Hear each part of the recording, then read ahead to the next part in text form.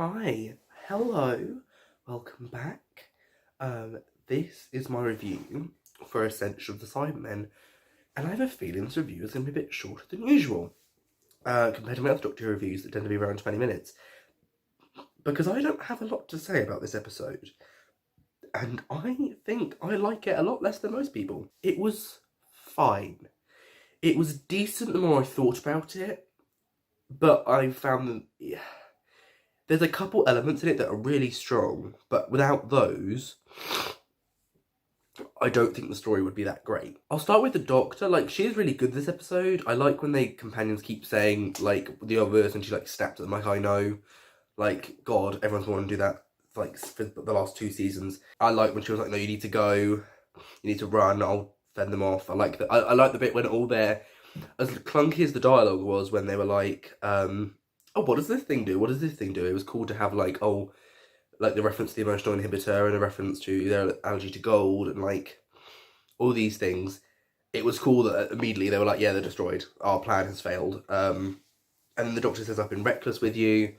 I hope there's more about that next week. Like, she's kind of put them in danger when she didn't need to. Yeah, she was really good, but, like, it wasn't her stand-up episode of the season. It was just, she continued to do good work. The companions, Ryan really was, like, I could have lost him here. He didn't do anything for me. He couldn't even bloody run away properly. And honestly, like, maybe he'll do more next episode, because it looks like he's just going to be alone with Ethan and Kashamus. But this episode, like, you could have literally lost him and nothing changes. I liked Graham and Yaz's, like, team up, and I liked their kind of, that they have, because I was liking their friendship, because they're the only two that when they were put together as a trio of companions didn't have an established relationship. And I liked Yaz and him trying to, like, keep up morale, and towards the end Graham was starting to wane a little bit. I think perhaps maybe all I would have added is maybe on when the ship is like breaking down, maybe just have, like, one really brief emotional moment where they're both just sort of like, this might be it, you know. But they do service well, because that trio of humans are quite, for the most part, quite sort of like, you know, we lost everything, so it's good to have them two to keep their spirits up. I think splitting the two groups up did service well enough. I'm surprised this episode was 50 minutes, but knowing that the next episode is 70 minutes, what I think happened is, overall it's going to be 2 hours, but I appreciate that if at the 50-minute point that was just a more natural place to have the cliffhanger, then they're just going to make next week really long. And I'll get to the cliffhanger. I don't know, it just was a bit, I felt like the episode was just plodding along, and I get you have to have setup episodes, but I don't think this episode set up an awful lot. Like, apart from the twist at the end, all we know is you've got Kashamus, which is, you know, in the boundary, which is where what is meant to be literally like the last, I guess, 4 humans now, because they're the only ones that we know to be alive, plus Kashamus. So as far as we know, there's 5 humans left in existence, trying to get to this boundary where they'll be flying across a random part of the galaxy with a different galaxy, a random part of the universe that the Cybermen can't follow, and they can rebuild civilization. And also, I think, considering how much that would change, I don't think that the humans are going to be wiped out at the end of this episode. I mean, I guess to be fair, they say far future, so we don't know how far in the future this could be, but I think it'd be really odd if this episode ends with the humans, like, not existing anymore. Oh, it was the same way, because you've got this boundary, that's where Ryan and the Doctor and Ethan go to spend most of the episode on that cyber ship, just trying to get there. Meanwhile, I didn't mind the group of 5 with Ryan, Graham, and the 3 humans. I thought I liked the interactions. I don't know any of their names. Was the main one Flavio? I'm going to call her Flavio. Ravio? What do I do? Am I just confusing her with someone I know called Flavio? I'm going to call her Ravioli. Ravioli was, I actually quite liked her, and she was kind of the leader of the group. And then you had the man who was just kind of glum. I thought he was quite annoying, to be honest. Like, he spends the whole episode, I get his brother's died, but he's just an annoying character. He was annoying before his brother died. His brother dying and that other woman didn't really have much impact, to be honest. Um, and then he spends the whole episode being a fucking misery guts. So, and then you have the other girl who I thought was quite nice. I thought she was quite sweet. And I'm hoping that they're all alright. If I had to lose one, I'd lose the man. But I don't think Ravioli's going anywhere. And there are a lot of people thinking maybe there's more to her than meets the eye. Honestly, if she was the Rani, which isn't a spoiler, I have literally no foundation on this. If she was the Rani, my heart would soar because I just want the Rani to come back. I feel like shit, just want her back. Honestly, I've kind of gone over the story. The story is just humans trying to get to Gishamas to use the boundary. I thought some of the set pieces were really cool. The bit of space with the Cybermen floating around. I spotted a few Cybers ones. It cut away before I could check, but I thought I spotted a Nightmare in the Silver one. I don't know if they did, but I thought that would have been a really cool way to hide loads of other designs of Cybermen in there. Maybe I'll have to look back, but I think that would have been a really cool Easter egg. So if they haven't done that, for shame. I thought the cyber ship looked really cool when I saw someone saying, I think it was Ace Creeper, like all the technology, was it Ace Creeper or someone else? It was someone, but the technology on all the different cyber ships, like they all seem to match up. I thought the weird X things the Cybermen use to pilot their ships was kind of cool. I feel like cyber technology has never really been fleshed out in the modern series, at least. So I think it's nice to see that.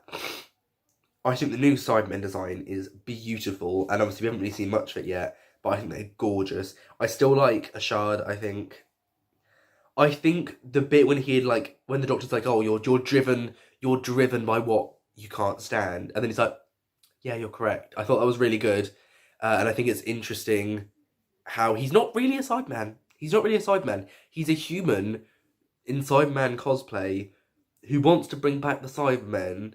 And it does mean the Cybermen have kind of yet again just become like an army, but he's kind of using them for his own purposes. He wants, I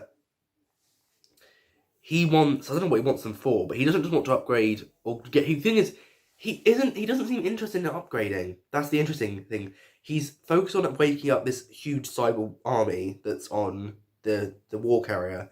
He doesn't seem interested at all about upgrading at this point. All he knows, whether it be destroying them or upgrading them, he just wants humans to be gone. Then he wants all existence to be gone, like everyone. He just wants everything to be Cyberman. And I thought maybe when he'd reached the Cybermen, he'd try and upgrade himself to become full, but he doesn't. That bit where he the line, the Cyberman that makes other Cybermen scream. I think that was really cool. I want to know what he did, or even the other ones, because the other two Cybermen did it as well. So I'm interested to see what they did there. I love how, yet again, Chris Jewell undermines everything Stephen Moffat did and is just using the Cybers designs. Or not the actual Cybermen, but at least the design of them. They do look beautiful though. It was cool. It was so cool to hear their old voice. It was nice that they weren't walking around like a drunk person in the pub like in the Dr. Falls. I liked having their big black guns, the way they were all old and rusty. It just looked good. I'll probably get more into the new Cyberman design in next, because we haven't seen much of it now, so I think I don't want to waste time doing that. I'll do that next week. There was a couple dodgy CGI shots, but for the most part it was pretty good. 2 things left, and I'll do the cliffhanger first. So the cliffhanger was weirdly edited. I got the point of cutting between what's happening with the boundary and the Cybermen trying to break into the control deck, but the way it just ended when it was oh, everything's about to change, and then it just started the music started, and I was like, oh, okay. So the boundary, I guess theory time. So I think what we're meant to believe is the boundary perhaps doesn't go to random places in the universe. It doesn't just do that. Maybe it's always just gone to Gallifrey. And when Kashama says he's never seen it like that before, I think perhaps it is going to be a thing of maybe the first Time Lords were humans trying to escape from the Cyber War. I think that might be what they do. And I don't know how I feel about that, but obviously I have no way of knowing that. I want to know what I wonder if the boundary is just a natural phenomenon, or if it's been created by the master, or if there's like a reason. It is cool to see the master back. We probably won't get an explanation as to how he escaped the Kasavan realm. If I'm honest, I feel like the only thing that he'll carry, if it's just Christian will carry on from Stephen Moffat, is just not explaining when the Master survives. Like, we still have no idea where this Master comes to the timeline. Unless I get told specifically otherwise, in my head canon, he's between John Sim and Missy. That's fine, because I don't think they ever explicitly say in The Doctor Falls that Missy comes directly after John Sim. So, that's what I'm thinking. And unless they say otherwise, I'm just going to believe that. Yeah, I'm interested to see next week, and I'm interested to see 70. I honestly don't know, 70 minutes. Like, I think in an interview he said that we're going to learn about the Ruth Doctor next week as well, like who she is, so she's probably going to come back. In the trailer, there seems to be that pedestal thing back from the very, very first 13th Doctor promos. Like that weird key, the thing the key was in. So that's cool. And I literally had that idea to do that. So, like, BBC yanked something out of my mind, so... Oh, and then the last thing, Brendan. So it keeps cutting... it keeps cutting to this random Brendan bloke who... I saw people saying this could be Mondas, but I don't think that would make any sense, considering it's very clearly set in Ireland. Like, yeah, Mondas is like Earth, but Mondas didn't have the same bloody countries as well. I'm really... So at first, you're like, what's to be special about him? Then he falls off a cliff. He gets shot and falls off a cliff. He does land the wrong way around though. And then he survives with not a scratch. So he seems to... I don't know if he's necessarily immortal, because he does age, but he seems to be unkillable. And then at the end, when he leaves and he retires, his, like, police, I don't know, constable, and his dad, who have not aged a day, like, suddenly just take him into that room. And the way he reacts, it's like he doesn't think it's weird. So there seems to be some weird thing, like he just sort of listens to what they say. And then they use something that could be a chameleon arch. They don't show it clearly, it could be a chameleon arch. So perhaps he's some kind of Time Lord, but then why didn't he die when he fell off the cliff? I don't know. I'm interested to see what this means. But this, I feel like I thought when I rank all these episodes, I think I may actually rank them as stories rather than episodes, which would mean I only have 8 stories to rank.